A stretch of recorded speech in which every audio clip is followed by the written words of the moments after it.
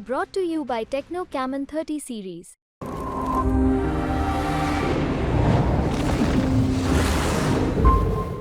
चुनाव खत्म हो गए और आपको इंतजार है रिजल्ट का। परिणाम 4 जून को सबसे पहले आप बिहार तक पर देख सकते हैं। लेकिन अब फिलहाल बात एग्जिट पोल की। तमाम एग्जिट पोल आ गए हैं, लेकिन इस बीच बिहार तक का भी एक अपना एग्जिट पोल है। बिहार तक के रिपोर्टर क्या कहते हैं, बिहार तक का इनपुट क्या कहता है वैशाली की सीट को लेकर। लोकतंत्र की जननी रही है वैशाली की सीट, और यहां पर इस बार चुनावी घमासान जबरदस्त। एलजेपीआर ने इस बार ये सीट फिर से वीणा देवी को दिया। वीणा देवी यहां पर लोकसभा चुनाव में उतरी। उनके सामने आरजेडी ने मुन्ना शुक्ला को उतारा है।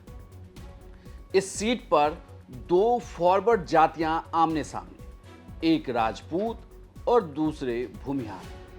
इससे पहले भी एक बार ऐसा हुआ था। 2009 में रघुवंश प्रसाद सिंह के सामने भी मुन्ना शुक्ला चुनावी मैदान में थे। उस वक्त मुन्ना शुक्ला जेडीयू से थे और रघुवंश बाबू आरजेडी से थे। 22,300 मतों के अंतर से मुन्ना शुक्ला ये चुनाव हार गए। मुन्ना शुक्ला विधायक भी रहे हैं, और अब जब मुन्ना शुक्ला 2024 के चुनावी मैदान में उतरे तो पूरे दम के साथ उतरे। तेजस्वी यादव, मुकेश सहनी की यहां पर चुनावी रैलियां भी हुई, कई रैलियां हुई, और मुन्ना शुक्ला ने अपना भी पूरा जोर लगाया। वैशाली में वही एक तरीके से देखा जाए तो प्रधानमंत्री मोदी तक की रैली हुई। चिराग पासवान ने अपनी पूरी ताकत झोंकी। जो चिराग पासवान के हिस्से में सीटें आई, उसमें अगर चिराग पासवान खुद को छोड़ दे तो बाकी सारे उम्मीदवारों को उन्होंने बदला, लेकिन वैशाली में नहीं बदला।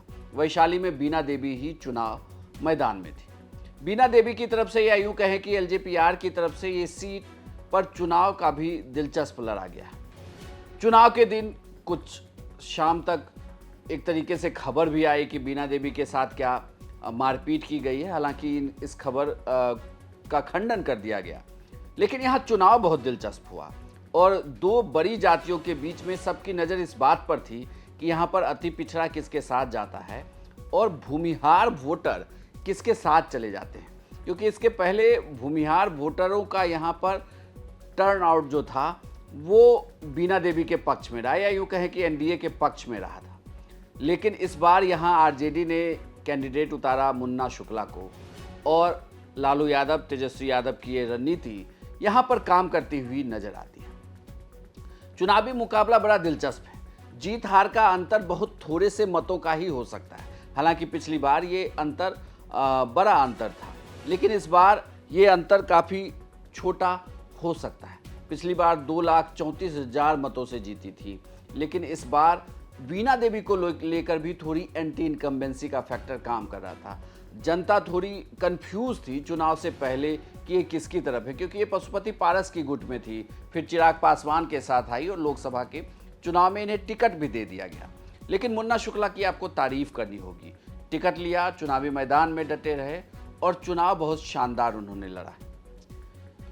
बिहार तक का एग्जिट पोल ये कहता है, जो हमारे रिपोर्टरों की इनपुट है, इस सीट पर मुकाबला कड़ा है, और ये सीट, लेकिन इस कड़े मुकाबले के बावजूद जो पिछली बार का मार्जिन था उसे पाट कर मुन्ना शुक्ला को इस सीट पर एज मिलता हुआ दिख रहा है। यानी कि बिहार तक के एग्जिट पोल के अनुसार वैशाली की सीट आरजेडी के खाते में जा सकती है। यहाँ पर एनडीए गठबंधन से एलजेपीआर को नुकसान हो सकता है।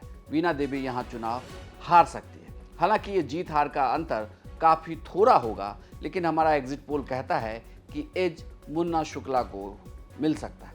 अगर यहाँ भूमिहार वोटरों में टूट हुई है और उन्होंने एनडीए के पक्ष में वोट दे दिया है, तो फिर से चुनावी जंग में जीत वीणा देवी की हो सकती है।